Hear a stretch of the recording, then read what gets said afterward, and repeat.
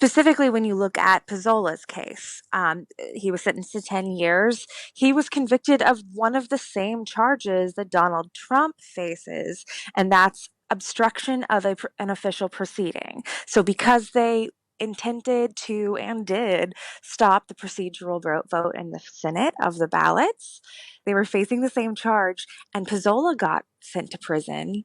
Now, what's going to happen with Trump? 2 members of the far-right Proud Boys group have been sentenced for leading the US Capitol riot.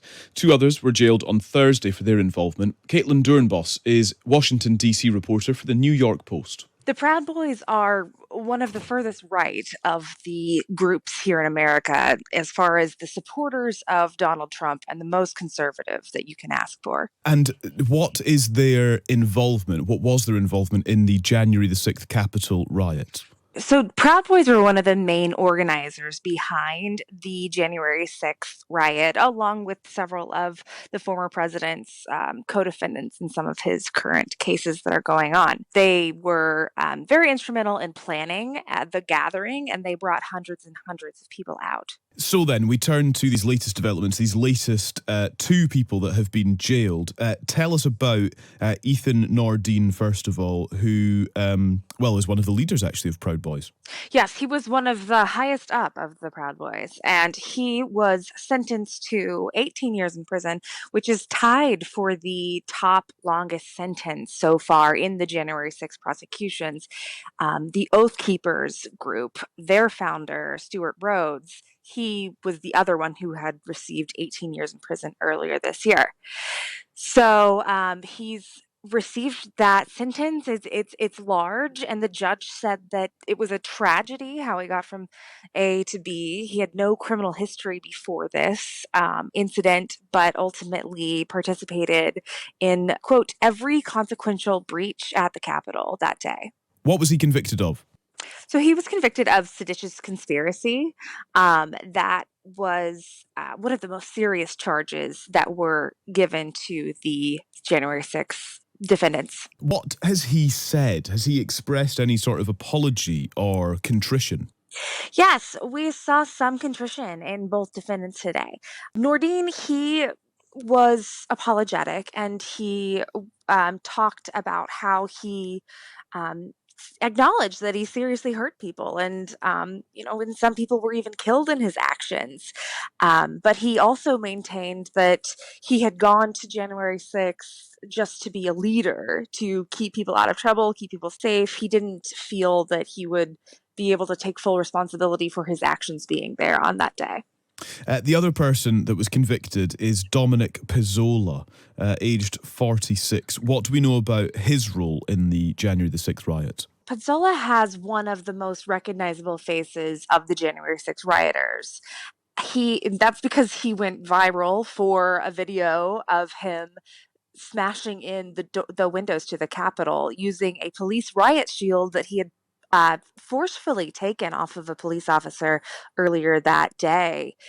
So he was the first actual person to technically breach the Capitol on January 6th. He's another interesting one in terms of his response to his conviction. He shouted, Yes. Trump won, as he was sent to jail. But before that, he had expressed some sort of, apparent remorse as well. Yes, it's almost like a punchline when he gave that remark, and he even threw his fist in the air as he did, because just minutes earlier, he was talking about how he was taking the stand to take responsibility for his actions, talking about how he just wanted to leave politics altogether and go home to his wife and daughter. And just as he says that he's done with politics, the judge sentences him to 10 years in prison. And as the judge leaves, he stands up, throws his fist in the air, and says, Trump won, and you all know it, which, of course, we know was not the truth. It's really fascinating, Caitlin. All of this is such interesting context for the various charges that Donald Trump is going to be defending himself against, over the coming months, actually. And the backdrop is this, that more than 1,100 people have been charged with Capitol riot-related federal crimes. Over 600 of them have been convicted and sentenced. And so that is the context with which former President Trump is now going into, as I say, several court battles of his own. Yes. Specifically, when you look at Pizzola's case, he was sentenced to 10 years. He was convicted of one of the same charges that Donald Trump faces, and that's obstruction of an official proceeding. So, because they intended to and did stop the procedural vote in the Senate of the ballots, they were facing the same charge, and Pizzola got sent to prison. Now, what's going to happen with Trump? Caitlin Doornboss, Washington, D.C. reporter for the New York Post, with quite the cliffhanger there. Just wanted to mention as well that Rudy Giuliani yesterday pleaded not guilty to charges in Georgia. He's accused of trying, along with former President Trump and others, to illegally overturn the results of the 2020 election in the state. So he's filed a not guilty plea. He also waived his right to appear at an arraignment hearing set for 6th of September. So he joins the former president and at least 10 others in foregoing a trip to Atlanta to appear before a judge in a packed courtroom with a news camera rolling. As The Guardian reports this morning, I wonder why.